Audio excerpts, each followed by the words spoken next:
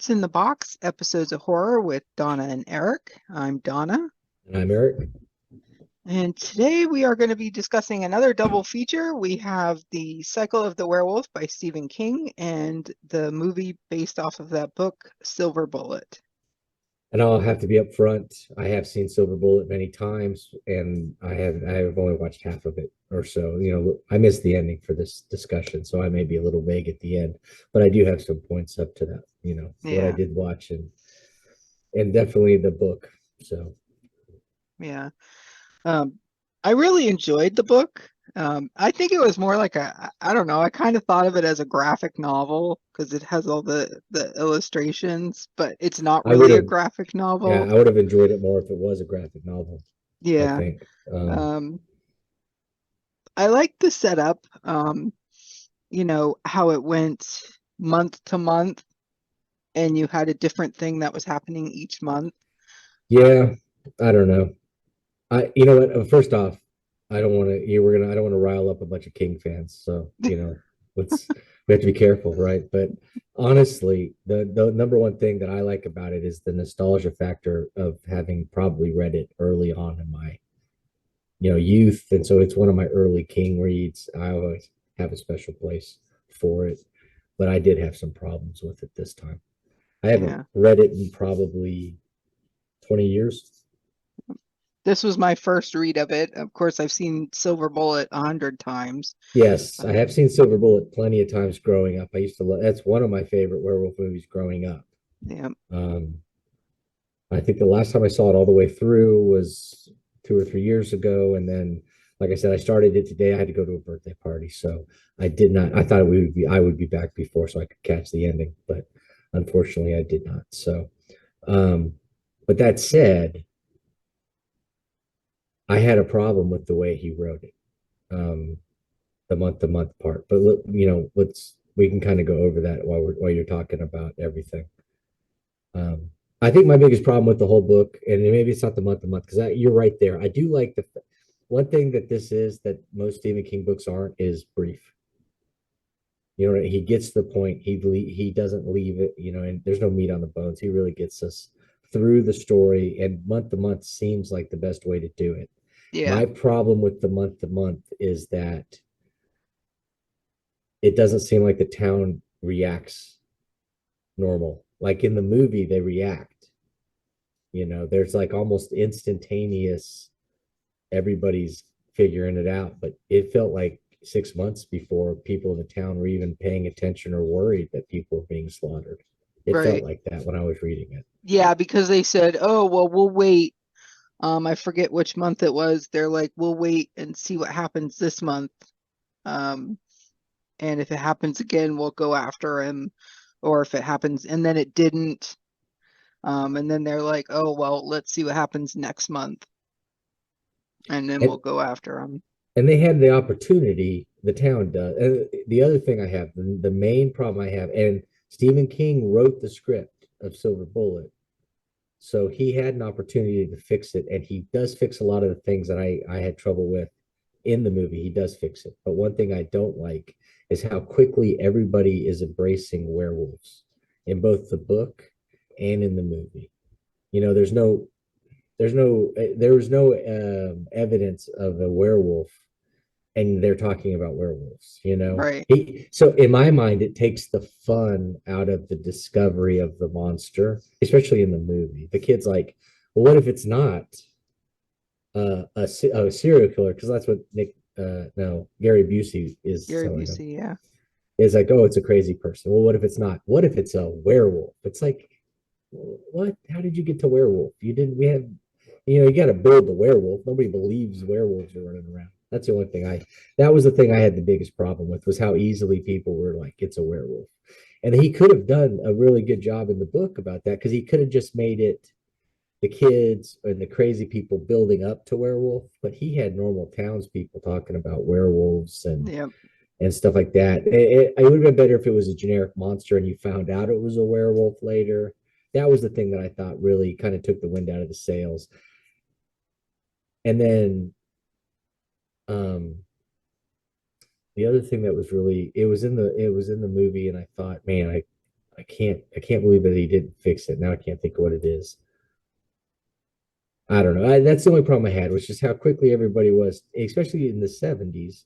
I mean, we watched Right. The Howling, and there's evidence of werewolves, and they still didn't want to believe werewolves. Right. Yeah. And then here's Stephen King, throwing this out, and he's just like werewolf this and werewolf that. And I thought the way he set it up, each one of those months were perfect little snapshots of something that he didn't Right. have to spoil for the rest of the town the way he did. I thought.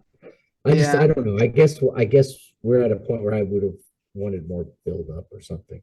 It's just weird how wordy he is with everything else, and then this one he's really, really quick. It's like he has no time to give us any build up, or there's no time for suspense. It's just bam, bam, bam, which Yep. I can appreciate, but I do think he did a better job with the script than um, with some of the aspects. I enjoyed the movie more than I do the book, I think. Yeah. I didn't like the chapter February with Stella Randolph. Um it was kind of like, I don't know, Yeah. I didn't like the cadence of it. It kind of came off as like a poem type chapter to me. And Hmm. then, where she's like, oh, she embraced the wolf. Like, hello, you Yeah, know, it does seem very odd. Um, like she's in a small town and this creature comes through the window and she's like, oh, come here, lover, I you have a know. question. Where do you think this takes place in the book? It takes place up in where he always writes, right? Like in Maine or whatever, right? Am I Yeah, crazy? yeah. So, so where do you feel that Silver Bullet takes place? I feel like the silver bullet takes place in the Midwest. It Well, kind see, of, and I was kind of getting the vibe of maybe he was, because I was thinking Midwest too, but then the little girl that the boy Silver Bullet takes home, she's got the thickest Southern accent you've ever heard. mm, And then her dad has a really Southern accent. And so then I thought, well, maybe he's got it in Louisiana or something like that, yeah, or maybe North Alabama, Tennessee, But then I was like, but it feels like it needs to be in the Midwest or up, north. And so, yeah, so I think that's kind of weird how we have a definite picture in the book of where we think it's taking place, but it does seem to bounce around in the movie. yeah. And Because none of the other characters have a Southern accent, really. There's right. like one or two that have and they don't look like they just moved. It looks like they're from that place, that Hmm. dad and that girl. So Yeah, I don't know. I just was curious what you thought because I was kind of surprised. I was like, I don't remember her accent being so thick, but at the time when I would have seen the movie and when I was really big into it, I would have been in Alabama, and I bet you I probably thought they were just down the street. yeah. Yeah, it definitely didn't feel like Maine. The book did. And I Hmm. think part of the problem is because in the book you get winter, Yeah. Now that is but a in the, that is a good thing with the 12 months. You really yeah, get the feel of the time passing. yeah. So But in the movie it seems to all take place in like a week. right. And so are we supposed to think that these are full moon? Because they say something about the full moon at one point about halfway through. And so I started thinking, well, are we supposed to think that this has been going on for months? Because it felt, like you said, like this is a small window. But to have that much mayhem and murder in that small of the window, you would think that place would have been crawling with feds Yeah. uh, and stuff. It just felt like the townspeople were so frustrated that they weren't getting anything done with the sheriff. It seemed like it had been going on much longer than the movie allows us to get into. Yeah. Uh, and so even with the fireworks, they don't, because it doesn't start with snow. We don't have that jump to the Fourth of July party or whatever. Um, so I felt like that was a thing they missed. Or are we think well, yeah, of course they could be following the Howling's rules because isn't that what they told us? The Howling, there was no, it didn't matter if there was a full moon, they could change Hmm. whenever they wanted to. But I don't think he's doing that because the book tells us it's a cycle of the werewolf. It is Yep. once a month we have the attacks. I did that part I do like, but I just wish it wasn't so blatantly, the And I don't mind him telling us, the reader, that it's a werewolf. It's just I don't believe that a town of adults would be instantly screaming werewolf. It makes more sense in Silver Bullet because the whole town sees the monster sort of when they Yeah. go all hunting for him and they all, what, 4 or 5 people die. Yep. It seemed like a couple of them got away, and so they at least can, you know, whatever, fortify that thought. But it just doesn't, to me, it doesn't make sense that the first thing you would scream is werewolf. You might think bear or mountain lion before you think werewolf. Yeah. Or a And wolf. yeah, even a Just wolf. Yeah. And did wolf. they, Yeah. and so I assume they discovered the dad's body, right? Because, um, he goes into the, I guess that's supposed to be some sort of greenhouse, and then he gets Shed thing. killed. Yeah. Yeah, that shed was elaborate. I thought, man, that's a little shack. He goes in it. It's got an upstairs. It goes on forever. I was like, man, I'd love to have a building in the back of my yard that had it was like a Harry Potter thing. It was like Yeah. one of those D&D bags that you just can put all your treasure in. It just seemed like it Yeah. went on Because when you see forever. it from the outside, it looks like Yeah, it's a little shack. it's a little shack. Yeah. A little Yeah, shed. I'm like, good Lord, that thing goes on forever. But then when they kill the dad, nobody seems to mention it other than, and I can't remember the kid's name, the kid in the wheelchair, Marty. Marty. Marty. Um, he mentions it to his uncle, I Uncle think, Red. Yeah. that the dad died, but at no point is he like mauled to death or and he did get the board in his chest, and you could almost see a sheriff or a town doctor being like, well, let's just put down he died of an accident because he got Yeah. through the floor and he's a drunkard and all that stuff. So that makes more sense to me than initially doing, like I said, going werewolf is the thing. So it just takes the bite out of it. It takes a little bit of the fun out of the whole discovery process. If everybody was on edge thinking a werewolf was coming, it seems like they definitely didn't load up on silver bullets, so they must not have all thought that. But Yeah. I don't know. It just seems a little unrealistic because that I'm one part sorry. did, yes. But you're right. I do like the other than, yeah, February was bad, but I liked like when they all go hunting. I like in the book how the werewolf doesn't go to the woods where the hunters are. It attacks the cop in town. I thought Yep. it was more clever. Hmm. But I understand why in the movie they do the woods thing because they were able to put the fog in there. You're able to have that multi-attack scene where you have a lot of, quick cutting scenes that allows your imagination to play up the killings and stuff. Right. Uh, Eh. What I liked about the movie is the victims were sinners. So there was the woman who was pregnant and was going to kill herself. mhm, And then there was the girl's father who was abusive and a drunk and all that mhm. stuff.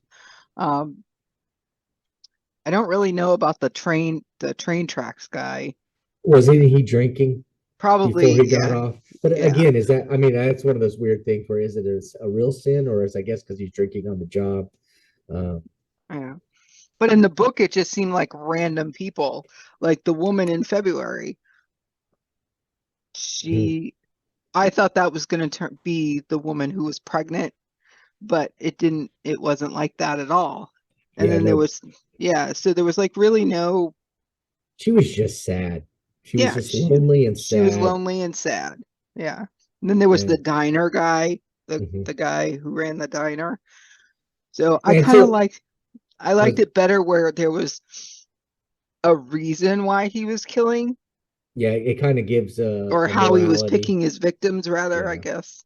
And Um, it's just I didn't see it was is it a subconscious? Do they play it more like a subconscious, like he's going after the sinners when he turns into a wolf, or do you think he was becoming the wolf to purposely punish the sinners? yeah, I don't know. And maybe the first guy in the movie was like right after he had, because I get the sense from both the movie and the book that the priest hadn't been, or reverend whatever, hadn't been a werewolf very long. Yeah, you'd have to think that because if you're living in a town and you're a werewolf, what otherwise what would make you go on a 12-month killing spree? if you already were the werewolf. So it Right. does feel like, but then the question begs is, well, why is he a werewolf? How did he become one? And why isn't he turning other people into werewolves? Is it because he's finishing it off and not biting them like in the Howling? I mean, I guess she bit him and ran off, and that's why he turns into it. But it does feel like this is more of like a Punisher style character that's Mhm. using his newfound abilities to not get even, but dole out what he feels is God's punishment. But at the same Yeah. time, he's got to, don't you feel? Because I mean, everything we've seen and looked at so far with werewolves is that is a punishment. Hmm. It's a devil brand. So for him to become a werewolf, I mean, wouldn't that have been an interesting movie where we have them focusing on that guy's struggle, how he became one, his struggle with it? Because at one point, which he doesn't do in the book, but in the movie, when the townspeople get all riled up, he's out there trying, begging them not to go out there. Not to go. Yeah. So do we think he's doing that because he knows he's going to turn into the wolf and he's going to hurt all these people? Or do we think he's doing it because he doesn't believe all those people are sinners? Because some of those people most definitely would fall under what he was considering a sinner, I would Yeah. think. That one guy, that one loudmouth guy that was always riling up the Hmm. cop and stuff. Yeah, he feels to me like he would have been the first one they went after. And I feel like he was the first one to turn tail and Yeah. run when he got the I opportunity. I think it was more at that point he was still conflicted between the man and the wolf. Um, but then like when Marty goes after him, he like loses his shit and he's like, you know what, I'm a werewolf and I'm just gonna kill you. Okay, and that's the other thing I wanted to ask you because I just got to that point um, where Marty's about to get the new silver bullet, from his uncle, and his Hmm. uncle also gives him the fireworks, right? Do we feel that the werewolf, because he goes out to shoot the fireworks, right, like in the book, Yeah. and then the werewolf is there and he's going to attack the kid? Well, what sin could Marty have what sin could possibly the preacher think that Marty deserved to be attacked before the getting his eye shot out part? Yeah. That's the one thing I would wonder.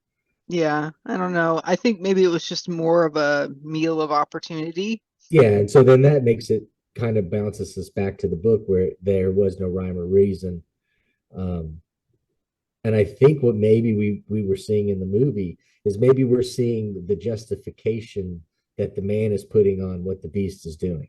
And Right. so he's trying to make it seem like what he's doing is God's work, but he's really not. He's just a werewolf eating Yep. people. But that's the other thing, though. If they're not doing a cycle thing, because how soon after he shoots the eye out do we have the confrontation? Do you feel like it's pretty couple days, or do you feel like it's months later? In the movie, No, in the movie, in the in the movie. movie, I would say a couple days.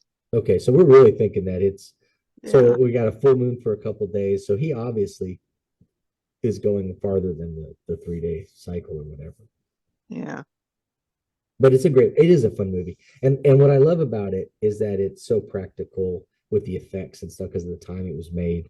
I know they said it in the 70s. The only thing that I had trouble with the whole time was I was thinking, man, they're not going to have a wheelchair like that. But I guess they obviously built one in whenever year the movie came out in Yeah. 80. What do we think? Uh, 87? I think it was 87. Because Yeah. Corey Haim's pretty young in it. Yeah. And that's always fun. I thought the cast was spectacular because Oh it's yeah. filled with so many wonderful character actors that we watched in Hmm. all of our favorite horror movies growing up, Yep. and then also like the sheriff. He's somebody that's big in TV now, and over the last 10 or 15 years, it was just Yeah. cool to see. I'd be like, oh, I recognize that guy. There's that guy. Oh, there's Gary Busey before he was insane. Yeah. Corey Haim before all the terrible things happened to the two Haims, Yeah. as they grew up and they kind The of two fell out of Corys. Yeah. favor. Yeah, the two Yeah. Corys. Another And thing I didn't like about the book is the family dynamic for Marnie's family. yeah, I thought Stephen King cleaned that up in the movie better. Yeah, it just seemed 100% dysfunctional. The father with the big pal voice, Hmm. and all the weird howdy do and all that stuff, and then the mom who was like kind of distant, and of course the sister who was Yeah, could she have had less of a Yeah, important function in the book? I mean, she just really was. I love that he fleshed her out and gave her a little bit more of a yeah, human side instead yeah. of a. And I just was reading this and I was like, damn, that's harsh. Where they describe that they have a pool. They like Mhm. got a new pool or something. And I'm like, that's freaking harsh, man. You've got I this kid who can't walk and you're getting a pool. Like, okay, there's adaptive ways to get, people who can't walk into a pool now, but back then, it yeah. was you just didn't go in the water if you Right, and couldn't I totally walk. get that. I mean, because they have the daughter and they have their other stuff, but the way that the daughter acted about everything, about how, Yeah. because he's crippled, he gets everything. But, we're looking at a book set in the late 70s. Maybe the book itself actually, I didn't the book feel like it was set in the 80s? I Yeah. mean, it's not that big of a jump, but I mean, I was surprised when the movie starts and she says it's the summer of 77 or 76 or whatever she says. I thought, oh, well, that seems a little Yeah, but earlier than I I thought it hated would have that been. family dynamic. I wanted Yeah, to punch the dad just because he was yeah, annoying. yeah. The dad definitely is one of those sales blowhards, and you could tell that the mom's living with the weight of being the caretaker of the household. And then the daughter, she might as well just been a victim as well, the way they wrote her, because she's attacking the boy, but obviously she's attacking the boy out of um, you know a little attention seeking Yeah. herself, and Oh she's yeah. angry, and she's, of course you'd expect children are very look at me, very needy, and so Yeah. if you have a situation where one gets 99% of the attention, I would be shocked if the other one isn't acting out. I thought they handled it so much better in the movie. She's a three-dimensional character that does love her brother, and they try and show that in the book, but in the movie she's angry about being forced to watch after him and easily irritated by him, but she's also very protective of him. Right. And she also, and you can tell that scene where he knows that him and his friend went too far with the snake, and he comes to give her the money and tell her that he was sorry and all that. You can see a real family dynamic that you don't get out of the book. And I think that's the problem with the book, is that we don't care for anybody. No. The character we get the most of out of 12 months is the werewolf, I feel. Yeah. And so unless you're really pro werewolf, which you could be, and I know I was as a kid because of the illustrations, because he is so cool in the illustrations. Like that, and that's part of the reason why I sent some of them to you. I thought we could go over and just look at the cool stuff they put in the book. But in the movie, and I thought it was kind of weird that they started with her as the narrator, and it was her supposed to. Yeah, that has Okay. always, ever since I saw the movie the first time, I thought at the end of the movie Marty was gonna get killed because that's what it makes you believe. Like, why is she the narrator and not Marty? And you know what? Maybe they did that just so they could have the double, blind bluff or whatever, however you want to word it. And that's a good way of doing it, is by making her be the narrator. But I just thought, well, this is a definite change that we have, that her going from the complete just a-hole brat sister to kind of setting up the story. I thought was a good idea in the movie. And Yeah. again, I mean, he wrote it a couple years later. I'm not sure if this is Stephen King coked up, but I'm pretty sure he still was having trouble with drugs and alcohol. So, but I just felt like he fixed some of the problems he had in this other one. Yeah. Let's go ahead and take a look at some of these covers here. I'm kind of bummed that I don't have this cover. I really like Yeah, this one. I wish it would have come up clearer when I took the picture of it, but Yeah. yeah, it's like, but it's very cool. I do like that one, but it's almost identical to ours. It's Yeah, kind it's of just close. with the slash of color and the wolf. Yeah, you know But what? this one, I like it this, because it looks more like a wolf. yeah, yeah. And then this one is very different. This is actually, it looks like one of the illustrations. Yeah, I think it is, but Like, I like that too. yeah, I think It they're all looks pretty cool and eye-catching. And Yeah, I love Bernie Wrightson. I mean, he's a master of the, yeah, it's definitely one of the first illustrations. and so So then that kind of makes it feel a little cheap for them to Yeah. have done that as their cover, but you know, what are you gonna do? Yeah. But I like the illustrations in the book. We oh, and then we have this one, which is the one we both have. Um, which I like that shock of color in the middle. Yeah, I That do kind of too. just like draws your eye to it. You know, the only So thing I wish they would have had on this, and maybe that's what's supposed to be the color behind the color, but it wouldn't have been, I think, a moon. Somewhere on the cover, a moon would have been pretty cool. yeah. Maybe up in the corner, maybe somewhere behind the werewolf, just Yeah, something. like in the pink area here. Yeah. Yeah. Just to It give would have, us the little hammer in the cycle part. yeah. And of course, here's some of the illustrations. And This is this is the, February. yeah, the chapter you didn't like. And I, you know, I agree too. I mean, it's just, but it's, she's just sad, sad, Yeah. lonely person. In the movie, maybe they are supposed to be the same character, you know, the same idea, but in the movie, she's pregnant with somebody else's baby. And he had a great line. What was it? It may be my bun, but it's not my oven. I thought that was a hilarious way of saying that he Yeah. was, or no, it was something to do with putting a bun in an oven. Yeah. So, but yeah, or I think maybe he said something about I've been in the oven, but that ain't my bun or something like that. Yeah. But yeah, I just thought it was a funny way of saying it. So that's February. Yeah, I thought this was a really cool one. And then you could see this is after Marty took his eye out. So Yep. I thought that was really cool too. The way they really embraced it. They don't have the werewolf healing. They don't explain it in the book, and I don't remember them ever explaining it in the movie. Yeah. So we Hmm. have a different, and that's kind of the cool thing too, is there's a different you know, slice of the werewolf lore that we can kind of get behind.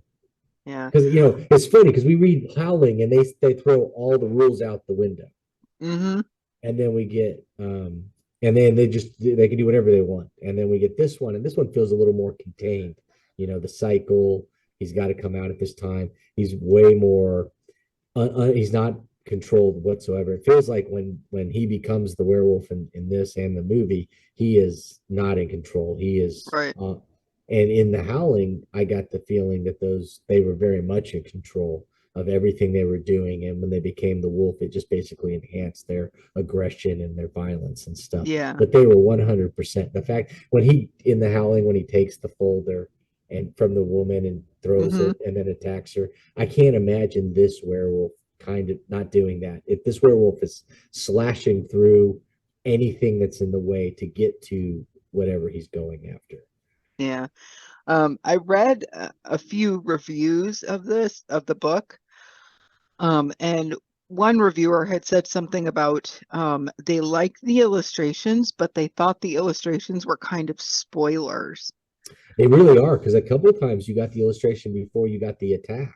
before you got the attack. Yeah. And I'm Yeah. like, oh, yeah, I can see that because I read the reviews before I read the book. And I'm like, yeah, I completely see that. Yeah, I would kind of wish they would have had them at the end of every chapter leading into the double Yeah. illustration for the month. So Yeah. then you get a nice color picture, flip page, you get the black and white, and then you're into the story again.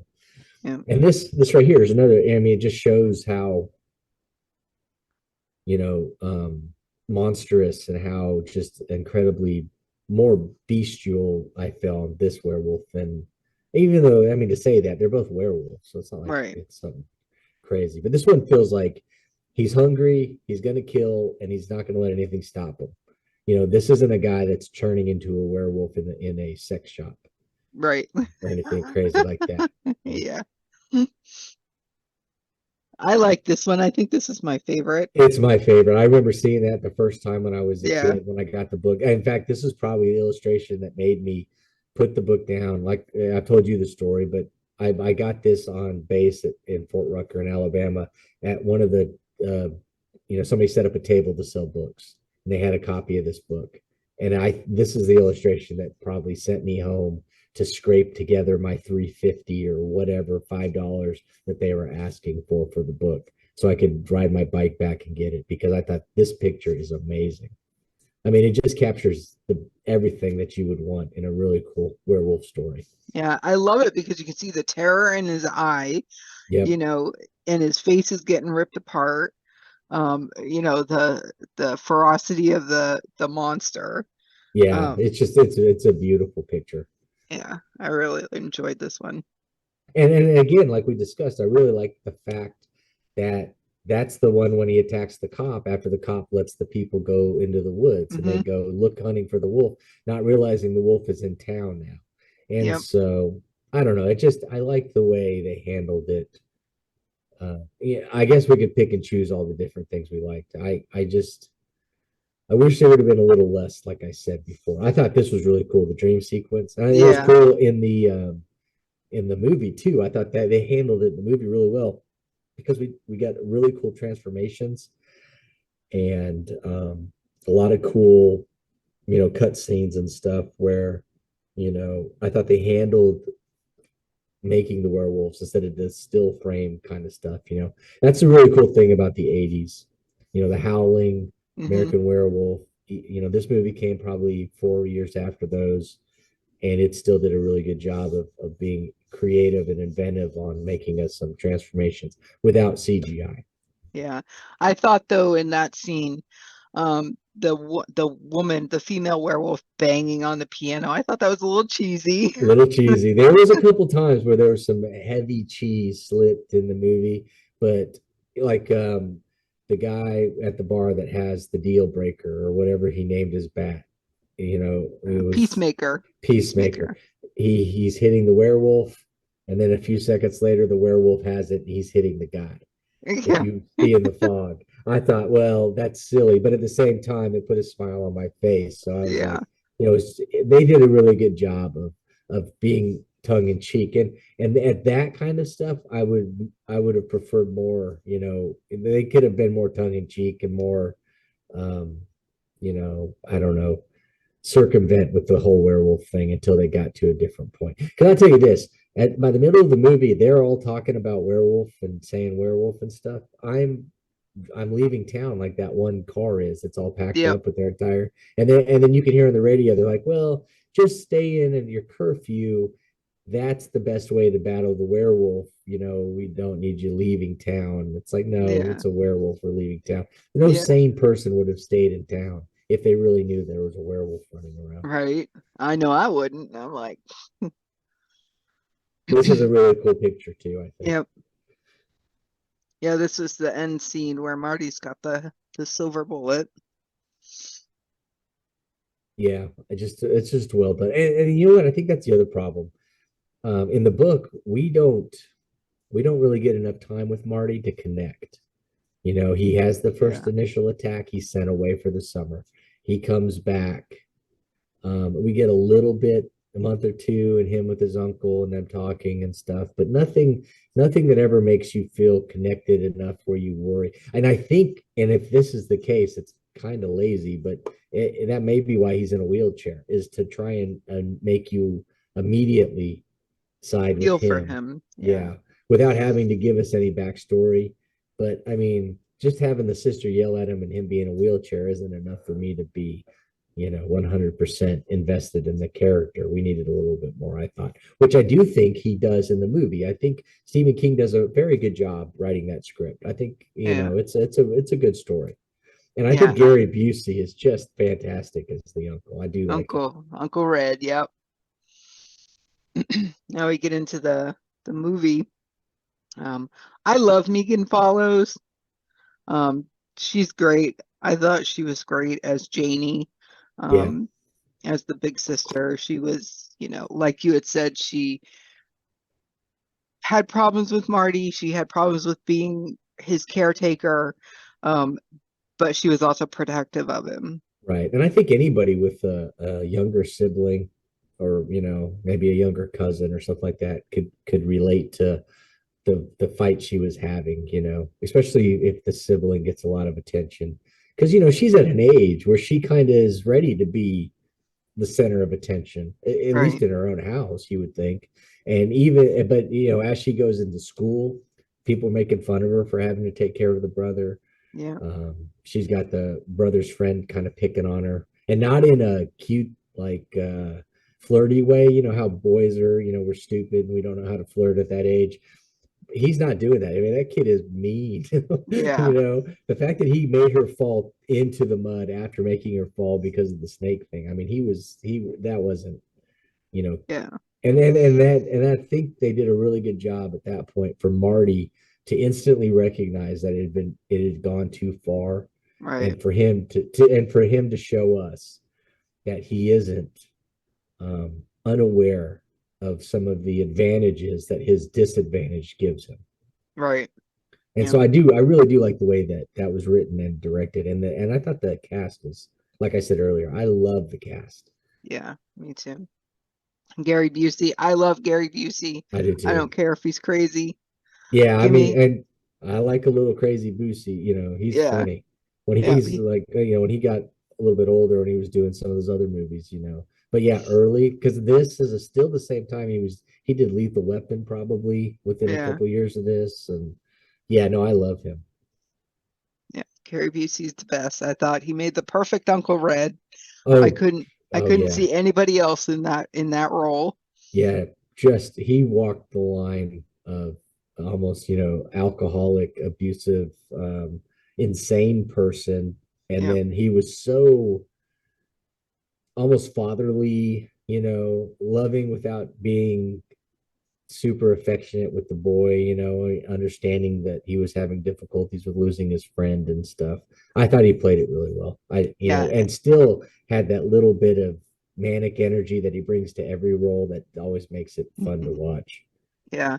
I the most thing I loved about Red um was the scene he had with the sister where they were fighting and he was telling her, "Oh, so what? He can't use his legs. He's crippled. Yeah. Um, don't put limits on him or something like to that nature." Like he was seeing Marty as a person and not his disability, Yeah. which And is what the mother saw him as. well, but then again, she had a very good point too. Yeah. You come in every well, he gets to be the fun uncle who gets to treat Marty um, as a person, and she really plays it up as a burden. But we never got a taste of the father of how much involvement he had with the kids, and I have to assume since it's in the 70s, there's a chance that he had no involvement in the day to day. Because when it was time to get Marty out of the car, he tells the daughter to do it. Yeah. Don't forget to help your brother. So that it felt like the burden of taking care of Marty falls squarely on the mom and the daughter, Yeah. and so we have the mom who's bitter about it, and weirdly protective of him with the daughter, and then you have the daughter who you hope doesn't grow to become bitter, even though she is upset about some of the advantages and voices it. She never seems to hold it against him for too long. But Right. yeah, no, I like that. But also, don't you also think that maybe Gary Busey's character facing his third divorce, he probably feels like a failure, especially in the 70s. I would assume that people weren't getting, I think that was probably when divorces were really starting to be more commonplace. But not that many. Yeah, you know what I mean? It just seems like three seems like a lot. Yeah. So, maybe he was that way towards Marty to make himself feel good Yeah, and maybe he not like, felt like his sister was seeing him as disabled, or um, he's not perfect, and holding him to a high standard. And maybe so he has that his whole life. He's probably lashing out, thinking that that's going to happen to Marty too. And he's probably dead right, yeah. because she probably started bitter because of having to mother the younger brother herself, and then her husband doesn't seem to be involved in anything, and then she also then has Marty. Do you think Marty was born? Did they ever mention, was he born, or did it happen as an accident? I don't know. They never say. They never even hint about it. And I don't know if it's important, but I think it might lead to a little more understanding. Is this something that happened? I almost feel like he's had it his whole life, the way the daughter is, Yeah. like he always gets what he wants. But um, I don't know. I don't even know if it's important. It just popped into my head. But yeah, no, I really did. I think he's the perfect uncle. Yeah. Yeah, that's how you want your uncle. You want your uncle to to stand up for you and to see you for you and be able to give you firecrackers and maybe tell you a dirty joke and drink in front of you and Yeah. all that kind of stuff. That, he was just the perfect uncle. He played that role, like you said. He's just fantastic. Yep. And then of course Corey Haim. Yeah, great actor. I mean, I love Mhm. both of them. I think both of them were great, especially for what they did so early on in their careers. Yeah. Some they tackled some pretty big, serious topics. They did more serious roles. I mean, they're really good as comedic actors too. I mean, it just makes you wonder the damage that gets done to some of these kids when they get too famous too quickly, Right. and the way that they disappear or they get out of the whole industry and Yeah. stuff. Now I forget, is it Haim that passed away or Feldman? You know what? I think it's Haim. I think, Yeah. but it could have been because Feldman was the one that was talking all the weird, like I know secrets and I'm going to tell all these things about people, and then so Yeah. that kind of feels like maybe he's the one that they got. But no, I Yeah. actually do think he passed away. Yeah. Um, I will always watch a Corey Haim movie. yeah, I grew up watching him on movies. You know, I loved him in Lost Boys, you know. yeah. I think Yeah, that's probably the one of the best ones they both did. So, yeah, the Frog Brothers. We'll have to do an episode on oh, that. think of that. So to think of that between the two of them, we've got a werewolf, a really good werewolf movie. I mean, one that holds up. That really should be a top 5 listed movie, top 10 for sure. But Hmm. I even think it probably is a top 5 without seeing a list. You've got the other one who's in Friday the 13th with a major role, and then both of them in Lost Boys. I mean, they've been in 3 iconic horror films, Yeah, uh, and and held their own with their older co-stars. yeah. Oh, for sure. Yeah. Um, I definitely think he did a great job with interacting with Busey.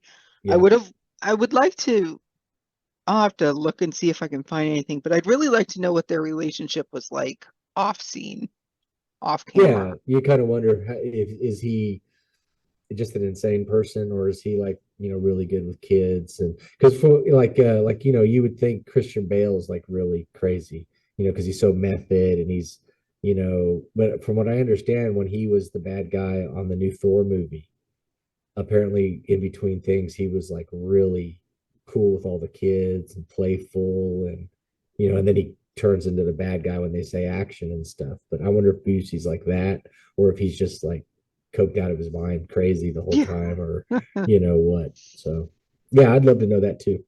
Yeah. I thought he was a perfect cast. I thought he was great as a preacher. He doesn't look anything like the preacher from the illustrations in the book.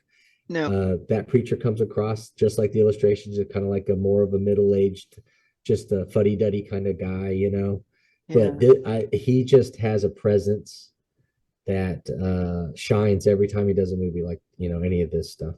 I thought Yeah. he was perfect, and he has that ability to come across as a guy that would be a fire and brimstone kind of preacher. So Hmm. I really Yeah. thought it was a perfect cast. Yeah. And he had just that little bit of aloofness to like hold him away from the rest of the town. Yeah. Does that make sense? Yeah, no, Um, the way he played it, he definitely played it as if he was above, maybe not, like he was watching the sinners from afar. Like he yeah. was the guy. Yeah, I know exactly what you're saying. He was perfect in the role. I thought he has a natural menace to him. Every Hmm. movie I've seen him in, he always comes across as one of those kind of people that when you meet them, you kind of get that feeling that this is someone that might be trouble. Yeah. That there's something underneath this. There's a little more to this person, and it's most likely it's not something that you want to know about. Yeah. He And just I does a don't good know. job. Yeah, I don't know if it was deliberate in casting, but I noticed that he had different. coloring than the rest of the town. Like his skin was a little bit more olive colored. Of Yeah. course, he's got the dark hair, and everybody else in the town had either like blonde or red or light brown hair or brown hair. So he looked kind of like he didn't belong in the town. Yeah, which then would make it seem like he was traveling, like, like you sometimes get with some churches, they rotate and stuff. But the Hmm. problem with that thought is at the beginning of the movie, they introduce him as a pillar of the community. And in the book, he's one of two preachers that seem to be ingrained. So again, it comes back to that. Well, how is he a werewolf? Right. So, but yeah, he does. He definitely doesn't look like he is of the area. Yeah. And our last picture, I one of just, my, one of the yeah. werewolves. I know it's not perfect when you watch, and you're like, well, I've seen maybe better makeup or I've seen better effects with the CGI, but I thought they did a pretty good job with Oh the yeah, werewolf. for sure. I especially where they had the eye, you know, towards the end when he, shot his eye out. Yeah, And I love the scene at the end after they kill the priest and he's like turning back into a human. So the one thing I missed in the movie that was in the book was when they kill, am I right? When they kill the werewolf, the parents are home and the mom comes out screaming. yeah, I think so. Yeah. Um, Yeah, so I yeah, because it missed, really stood out in the book. yeah, yeah. Just like on the last like couple pages, it says the father, and then the mother. Um, I missed that reaction of the parents in the movie because in the movie, of course, Uncle Red says he won a trip to New York and sends them off, which is funny because we were talking about where do you think it takes place. They Yeah, didn't seem like they were going to be flying anywhere. yeah, yeah, because right here, yeah, Mr. Coleslaw stares at an open mouth. Yeah. Happy New Year, Uncle Al. And then Mrs. Coleslaw's best white curtains are underneath the werewolf. And um, yeah, I thought that was kind of weird. Also, in the movie, doesn't him and the uncle both send the notes? It's not just the kid, right? The uncle's in on the whole. No, it's just the kids. Is it just the kid? Okay, because that's Yeah. what in the thing. He's like, "What the heck are you doing? Sending these notes in the book?" So Yeah, I love that line. What is it? Jumping Jesus Palomino on a pogo stick or something like that. I love that line. yeah, and they stick it perfectly. It's one of Yeah. those that I can't imagine having to say that written out for you. So I yeah, kind no, of I wonder if it was like improv. yeah, it probably would have to be. He probably never was able to recapture it. So because Yeah. it's such a perfect, made up cuss word kind of, thing that Hmm. dads and uncles and stuff do around the younger kids. So, Yeah. but yeah, no, I really enjoyed it. I thought I do like the movie. I've seen it, like I said, a number of times. So I think the movie does a better job though of making you feel anything towards the Towards people. the characters. Yeah. Like even the And woman at the very beginning, you're like, oh man, this poor girl. She's like yeah, pregnant and the guy's an asshole and I wish I she had a lives with her picture. mom. Yeah, I Yeah. wish I had a picture of the dad um, whose boy gets killed in the movie. Oh yeah. He does such a good job.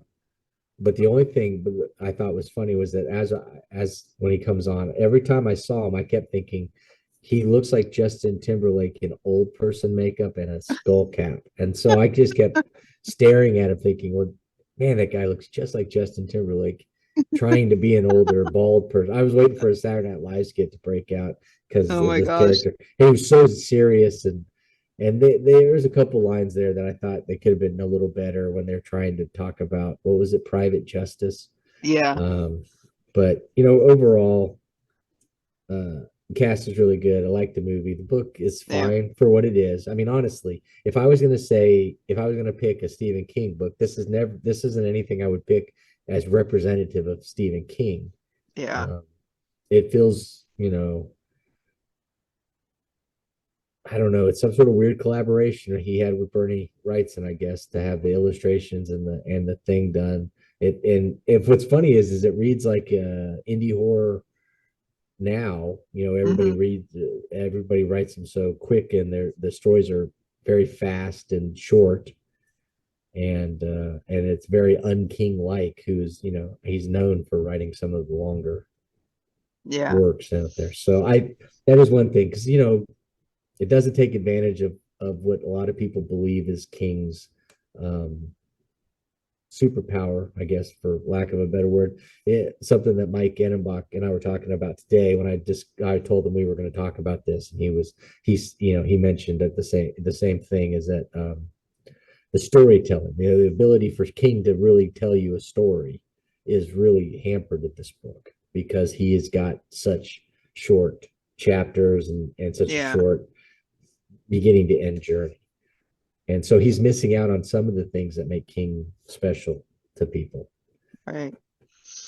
One other thing that I found really weird about the movie was when they were talking in the bar and they were talking about private justice and they were getting ready to go out and do whatever. Great Brady's dad was there Mhm. and he's like, I just buried my son. Why are you in a bar? Why aren't you home with your wife? Yeah. And that's where I thought the writing was a little off too, because he's like, yeah, I'm going to go get my own private justice. After saying private justice 30 times, he should have said public justice or something of that nature.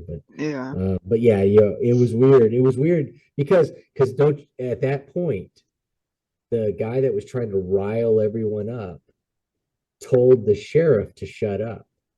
And then that guy says, "No, you shut up." And then he starts yelling at the sheriff. And I thought, well, Yeah. that doesn't make any sense. Yeah. That doesn't line up at all. But I understood his point. I mean, how could you not? And the fact that he was able to tell everyone that the boy had been torn apart, really, that's when you would start to think that they might start talking about like an animal, a wild animal, or something like that. But for everybody to kind of jump straight to, Werewolf. yeah, that just still I find that a little hard Yeah. to swallow.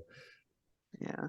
But overall, I liked it because it was a quick read for one thing. I actually sat down, I was able to read it, and I loved it for the nostalgia factor because Hmm. I read it when I was younger. But um, if I was picking the two, I would always pick the movie. Yeah. The Yeah, I movie would does a pick the much movie. better job. Yeah, I think I would pick the movie only because of the nostalgia factor for me. Because, Sure. like I said, this was the first time I had ever read this. But I've seen the movie so many times over however many years. Um, so I would always pick the movie just because it has that nostalgia. It's got Corey Haim and Megan Follows. Um, and when I see Megan Follows in Silver Bullet, I immediately think of Anne of Green Gables because that was her big break to fame. Um, and then Gary Busey, gotta love Yeah. Gary Busey. I Um, wouldn't mind seeing a extended version. I mean, if King came out with like an author extended version or, mm. a definitive, maybe he adds a little more to it. Maybe Tell we us could, how the priest became a werewolf. I would be interested. I would definitely be interested if you wanted to add a prequel to it or something like that to get us a little more backstory, just to fill in a few of the holes, just to make it a little more, I don't want to say believable. That's not the word I'm looking for, but palatable or whatever. So, Yeah, um, it's not the worst. I mean, I think I enjoyed The Howling more, of course, but I don't know. I mean, it's not terrible. It wasn't a bad book. It's not like it's the worst thing I've read by him or anything. But it well, does feel like just a taste. It's like here's a taste of Stephen King. It would have yeah, been nice to have a little bit more. And again, and I say I wish I'd like a definitive version. Well, maybe the movie is his definitive version, and maybe his script is what he really was thinking of, and that's why it's the way it is. yeah, So maybe we have it, and maybe that's why I like Silver Bullet as much as I do. Um, yeah. When I see movies going, I'm not going to use The Howling because the movie was completely different than the book. Um, but I always wonder what the thought processes in changing characters' names. Like we went from Katie to Janie, Al to Red.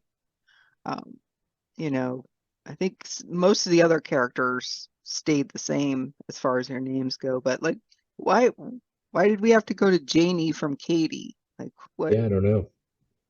And it's not just this particular movie, all movies where they like was it Rosemary's Baby where he was Roy in one Yeah, place, but then he yeah, was I forget the other name. What other yeah. name? And they did it when they did the Lord of the Rings animated. They took Sauron and made him Aragon or something like that. Oron. Change that up a little bit. I don't know if it's because they're too close to another character's name, but that wasn't the case in Cycle. There's no characters that had similar names, so we wouldn't have been confused. So the only thing Yeah, I can think of is maybe he does it as a favor to somebody else. Maybe he told somebody would switch it to a different name, or maybe just yeah, somebody hates that other name. I don't know. That would yeah, be interesting to know why they keep changing stuff. yeah. Like, character names are, I mean, I can understand changing like locations or whatever where things happen, subtle That could things. maybe that's it. Maybe they changed it. Maybe it is taking place in the South. Maybe that name is more familiar or more, southern than the other name. Maybe Mm, that's what they're yeah, thinking. maybe. Because yeah, I could definitely see that if we had switched continents, like if it was more European or more, Yeah, South American or whatever, then you could kind of understand what a name changes. But yeah, I definitely agree with you. It's kind of weird when it's just like a letter or two and then they have a new name. So yeah. Yeah, because you're right, because thinking about that, Hellraiser, Kirsty stayed the same, but they changed the father's name from Rory, yeah, it which was in was the book, to something else, which I can't remember at the moment. yeah, it went from a very British name to a very Americanized name. Yeah, yeah. So, who knows? But I've always just found it curious. I'm like, why bother changing the names? Like, I Yeah. would like to know the thought process. Please, somebody, if you know, send me a message. Let me know. If it would have been a different writer, I would have thought maybe it has something to do with the writer's preference. But since we're talking about Stephen King writing both of them, there's no reason, you know, Right. there's really no reason for him to change it at all. Yeah. So, all in all, good book, good Yeah, I think movie. I think so. Yeah, I mean, it's like I said, I think it was a short, quick read. It has werewolves killing people. I mean, what's not to like there? As a Stephen King book, it's definitely light, Hmm. what you would expect when you compare it to some of his other stuff that came out at the same time. Yeah, Uh, I definitely wouldn't recommend it to somebody who wants to read their first Stephen King. yeah, it can't be the first. Yeah, Yeah. it would have to be one of those things that you just let them discover after they've read five, six, or seven, and you just kind of hope that while they're in that time period, they Yeah. notice that there's this little oddity. Uh, but I don't That's know what. if I would. Yeah, I don't even know if I would suggest it to somebody as a werewolf book until they read some of the other ones that we're going to read. I don't Mm, know. yeah. Maybe. I mean, because it is so short, you could say, well, you can get a semi idea about some werewolves if you want a different take on it. I guess you could, but I don't know. So, I mean, I have a feeling that some of these other books might stand out a little more. Yeah, for sure.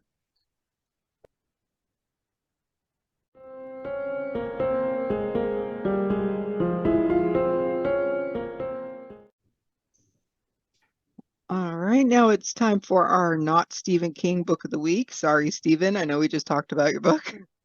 Um, and the book that we've chosen for this week is Fur by Mathew Cash. This is not your typical werewolf book. The main characters are all geriatric. Victor is the main character, and he's probably, you really can't get his full age, and I don't really want to give it away why. Well, I will, but um, he's like 80 years old. Okay. And then he meets with this group of older people. They're all in their 70s and 80s. So it's a really interesting crew. And basically, Victor is a werewolf. And somehow his group of old cronies find out about it, and one of them decides that because they're always amazed how Victor is like always so spry and is never sick, and he's doesn't have these health issues. So she takes it upon herself to go into his house and find what his secret is, and he has these vials that he keeps because he's doing some testing on his blood, and she bakes the blood into brownies and serves them to her friends. So then they all turn into werewolves. It's great. It's a great story. Victor is a sad character. There's a prequel called Werewolf that shows you how Victor became a werewolf. It's a little sad. There's a wiener dog werewolf in it It's funny. because the wiener dog eats one of the brownies. And it's about Victor trying to teach his friends once he finds out what happened, how to control their werewolf. There's some really heart-wrenching parts that happen.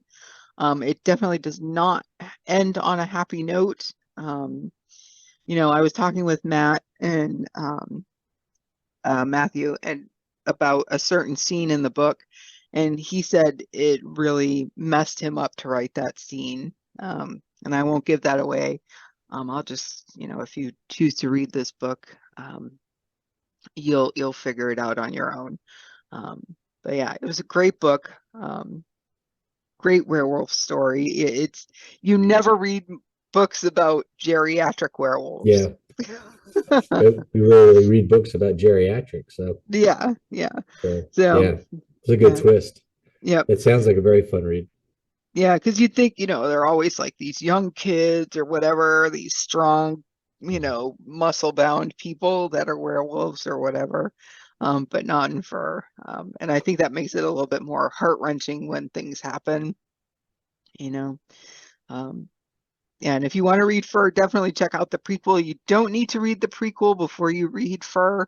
But if you do read Fur, if you want to know a little bit more about Victor, definitely pick up the prequel, and you'll see what happens to get him to where he's at. And that is our book of the week. We'll have a link to the Amazon page where you can get it down below in the comments section, or the description rather. Yeah. Whenever somebody asks for a werewolf book recommendation, I always go with Fur. Oh, that's good. Yeah, I always pick the one, and we'd already used it. We used it early on when we first started. David Watkins, he Yeah. has a good werewolf series. Cut a couple of books out. So Yeah. uh, It's funny, since we started this track of werewolf books and movies, I realize I really haven't read that many werewolf books. yeah, yeah. I mean, it doesn't. It feels like a genre that's everywhere, but I guess in the end, it doesn't. I guess maybe we feel that way, maybe because we read I don't know. Have you read the True Bloods and all that stuff? It feels like maybe I've read more paranormal, quote unquote, romance books that have a lot of Yeah. werewolves in it. And that makes me feel like I've read a ton of werewolf books. But in the end, maybe I haven't read as many as I thought I did. Yeah. I've definitely read a lot of werewolf shifter romance type things, but as far as horror books, I'm realizing I really haven't read Yeah. that many. Yeah, and I know I've heard other people want to make it sound like there's a ton of them out there that are super popular that everybody's read, but then you go to look and you're like, well, there's like three. So Yeah. some of them are series and stuff, but I know there's more. I mean, like you said, there's all this interesting stuff. We just have to kind of dig a little deeper and get past all the normals. Hmm. But I think we're going to do that. Yeah, I mean, even the stuff we're going to read some classic werewolf stuff, and we're going to get into some of the heavier hitters in the coming weeks. So it'll be interesting to see how different people, tackle the werewolf problem. Yeah. Yeah. All right. Well, thank you for joining us on this episode of What's in the Box. We hope you enjoyed it, and we will see you next time. Take it easy.